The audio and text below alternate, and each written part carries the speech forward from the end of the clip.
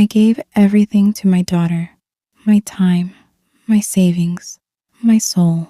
Then she told me I wasn't invited to her wedding, not even in person, just a live stream link, like I was some distant stranger. My name is Helen Warner. I'm 61, a widow, and a mother of 2 grown children I raised mostly on my own.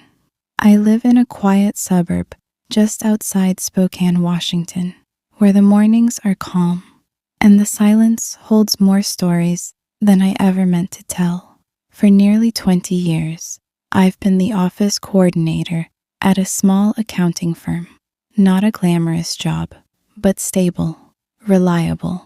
And after losing my husband to a heart attack when the kids were still teenagers, reliability was all I had to give them. My daughter, Rachel, is 33 now. She's always been the driven one. First to leave home, first to land a high-paying job, first to get engaged. Just 3 weeks ago, we were sipping tea on my porch, laughing about centerpieces and guest lists. I had wired her $25,000 to help secure the venue she'd always dreamed of. I remember thinking, this is it. I did it. I raised her right. She's happy. Then came the message. No subject, just her name. I opened it with a smile, expecting photos or a quick thank you.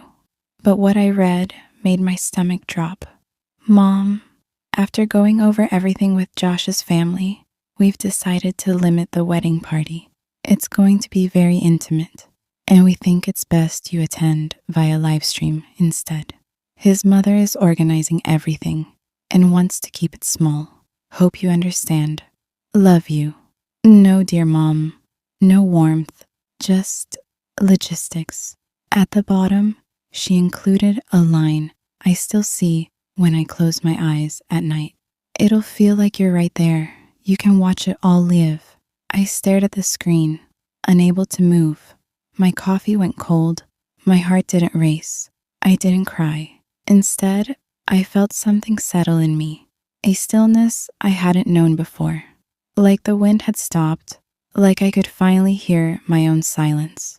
I wrote back one sentence. Of course. Enjoy your special day. I closed the laptop and sat for a while. I didn't make a scene. I didn't argue. I just stopped pretending. That day, I drove to work like usual, but it wasn't a usual day. Something in me had shifted. For the first time in decades, I questioned whether my sacrifices had ever really mattered to the people I made them for. Years ago, I skipped vacations to cover Rachel's tuition when she switched majors, twice. When she moved to Boston and couldn't afford rent, I sent money without hesitation. When her last relationship ended and she needed to reset in Bali, I helped fund that too. I told myself it was love, that mothers do these things. But somewhere along the way, my identity became her foundation, and she never looked down to see it. That afternoon, after answering emails and organizing schedules, I walked to the bank across the street. The manager, Aaron, greeted me like he always had. Helen, always a pleasure. What can I help with today? I sat down. I need to cancel a pending wire transfer, one for $40,000. He looked at the screen, then back at me. To the event space in Sonoma? Yes, that's the one.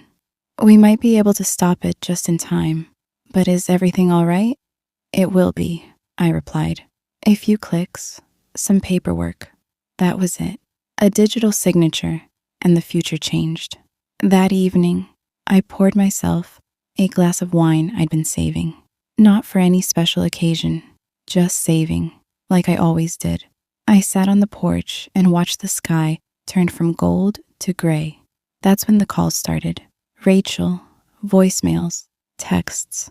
Her tone shifted from casual confusion to frantic pleading in just a few hours.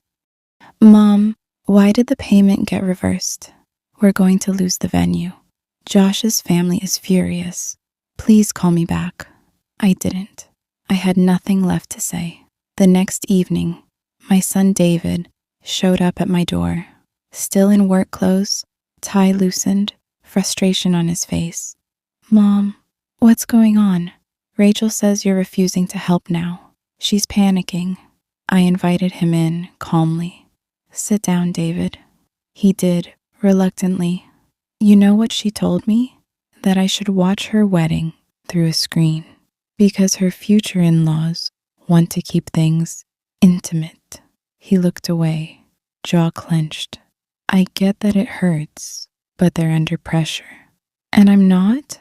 After decades of putting them first, he started raising his voice, but I stayed calm. I gave what I could, and now I'm giving something else. Boundaries. He stood, pacing. You can't just pull support like that. They're counting on you. I didn't realize I was the bank, not the mother. That was the end of it. I asked him to leave, not out of anger, but out of clarity, and I didn't regret it. The next day, more emails. One from Rachel read, "This whole thing is falling apart. You could fix it with one payment. Please. I'll make sure you're invited. Just help." There it was. A negotiation. Not an apology. Not an ounce of reflection. I didn't reply. That weekend, something incredible happened. I remembered who I was before I became a giver of endless things. I went for a walk by the lake. I bought myself a bouquet of peonies, my favorite. I joined a local art class and signed up for a weekend trip with women my age who wanted more than just stories about their kids. Days passed, then weeks. Eventually, the wedding took place. Some scaled-down version in someone's backyard. I wasn't invited, and this time, I didn't need to be. Rachel sent one last email. Long, half apology, half defense.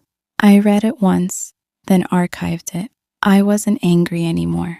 I was done. There's a peace that comes when you stop begging to be valued, when you stop lighting yourself on fire just to keep others warm.